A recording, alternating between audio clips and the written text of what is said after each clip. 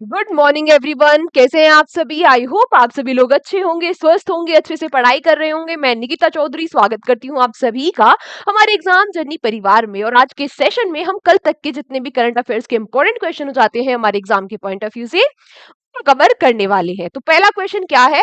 When did India post telecommunication account and finance service celebrated it's 50th foundation day? आपसे पूछ रहा है कि जो भारतीय डाक दूरसंचार लेख एवं वित्त सेवा है, इसने अपना 50वां स्थापना दिवस कब मनाया? तो भाई इसने अपना 50वां स्थापना दिवस मनाया है 14th ऑफ दिसंबर को। कब मनाया है?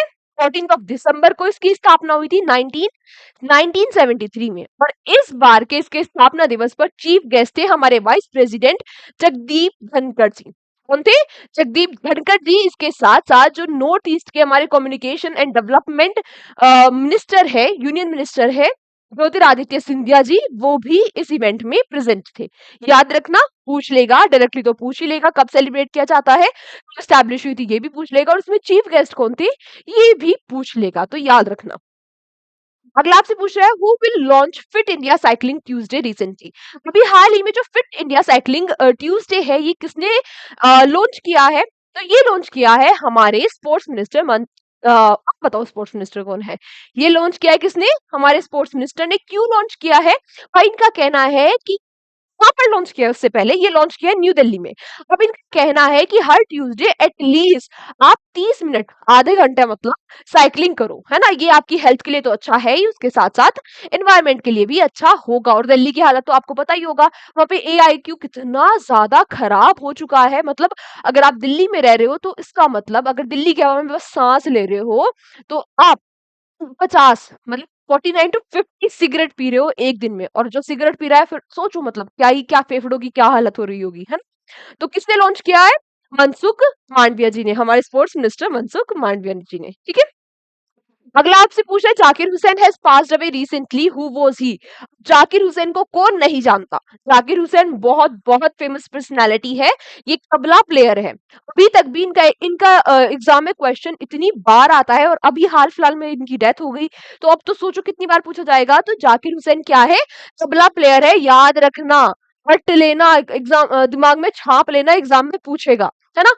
ये बात तो सबको याद होगी, या जिसको याद नहीं होगी वो याद कर लेगा। एग्जाम में फिर पूछेगा क्या कि इनको कब कौन सा अवार्ड मिला, है ना? वहां फिर हम घूम जाएंगे कि अरे ये क्या पूछ लिया, तो हम इंपॉर्टेंट अवार्ड भी देख लेते हैं। इनको पद्मश्री से सम्मानित किया गया था 1988 में, पद्म भूषण से 2002 में, और पद्म विभूषण से 2023 में इनको सम्मानित किया गया। तीनों हमारे पद्म अवार्ड जो है, याद रखना इनको कब दिए गए, इंपॉर्टेंट है, पूछे जा सकते हैं। अगला, recently RBI has decided to increase the limit of agriculture loan without collaterals from from 1,60,000 to how much? अभी हाल ही में जो आरबीआई है, आरबीआई ने बिना जमानत का लोन जो दिया जाता है किसानों को, उसकी सीमा 1,60,000 से बढ़ाकर कितनी कर दी है? आपसे ये पूछ रहा है। तो कितनी कर दी गई है? ये कर दी गई है 2 लाख। कितनी? 2 लाख। किस लिए की होगी भाई? जो मार्जिनल और स्मॉल जो फार्मर्स है, उनको फायदा मिल सके, फाइनेंशियली उनकी हेल्प हो सके, इसलिए जो ये लिमिट है इसको बढ़ाया गया। हाँ? यहाँ पर आपके लिए है क्वेश्चन फॉर यू। और क्वेश्चन फॉर यू क्या हो जाता है? ये है, आपको मुझे बताना है आरबीआई के बारे में सब कुछ, कि आरबीआई कब स्टैब्लिश हुआ था, इसके गवर्नर कौन थे, इसके फर्स्ट इंडियन गवर्नर कौन थे, इसके 26th गवर्नर जो अभी हाल फिलहाल में अपॉइंट हुए हैं वो कौन है। मैं सब कुछ पढ़ा चुकी हूँ, आपको कई बार पढ़ा चुकी हूँ, तो इसके बारे में सारी इन्फॉर्मेशन आप मुझे कमेंट बॉक्स में बताओगे। ठीक है। नेक्स्ट आपसे पूछ रहा है who has recently been elected honorary fellow of International Diabetes Federation? जो इंटरनेशनल डायबिटीज फेडरेशन है, उसके ऑनररी फेलो कौन बन गए हैं? ये बन गए हैं डॉक्टर वी मोहन जी। कौन? Doctor V Mohan ji. ये जो इंटरनेशनल डायबिटिक फेडरेशन है, ये क्या है? देखो इसमें 160 161 कंट्रीज में इसके 240 एसोसिएशन है। हाँ?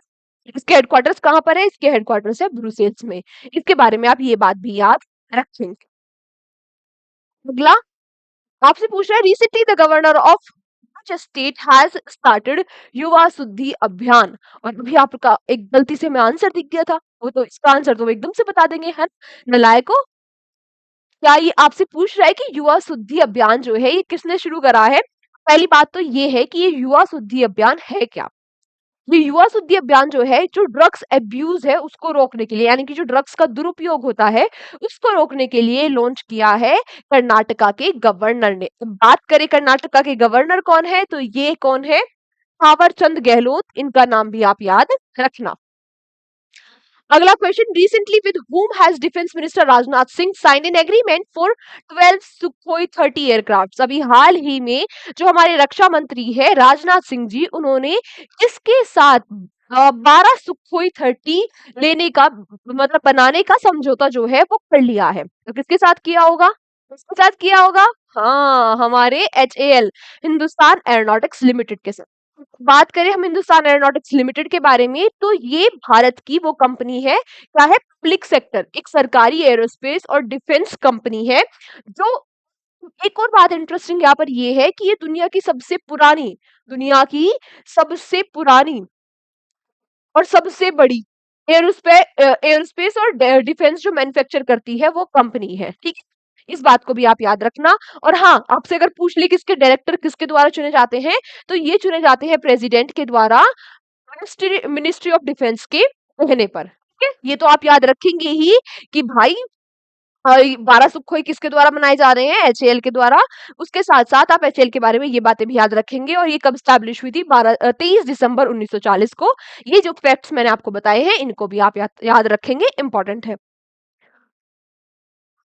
Next, recently the Union Home Minister has awarded the prestigious Presidential Collar Award to the police of which state। आपसे पूछ रहा है कि हाल ही में केंद्रीय गृह मंत्री ने किस राज्य की पुलिस को प्रतिष्ठित राष्ट्रपति निशान अलंकरण प्रदान किया है। तो ये किसको किया है, ये किया है छत्तीसगढ़ की जो पुलिस है उनको प्रेस्टिजियस प्रेसिडेंट कॉलर अवार्ड से सम्मानित किया गया। किसके द्वारा किया गया, तो अमित शाह जो हमारे होम मिनिस्टर हो जाते हैं उनके द्वारा सम्मानित किया गया छत्तीसगढ़ पुलिस को, याद रखना।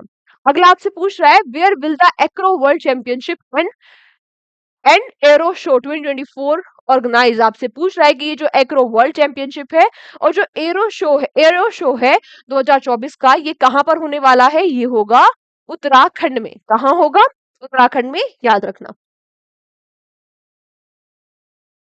उत्तराखंड में भी कहाँ होगा, ये होगा 23 दिसंबर को, 19 से 23 दिसंबर को ये होगा, जो टिहरी डैम रिजर्वर एरिया है यहाँ पर होगा, है ना। ये याद भी रखना कि उत्तराखंड में पर्टिकुलरली कहाँ पर ये ऑर्गेनाइज करा जाएगा।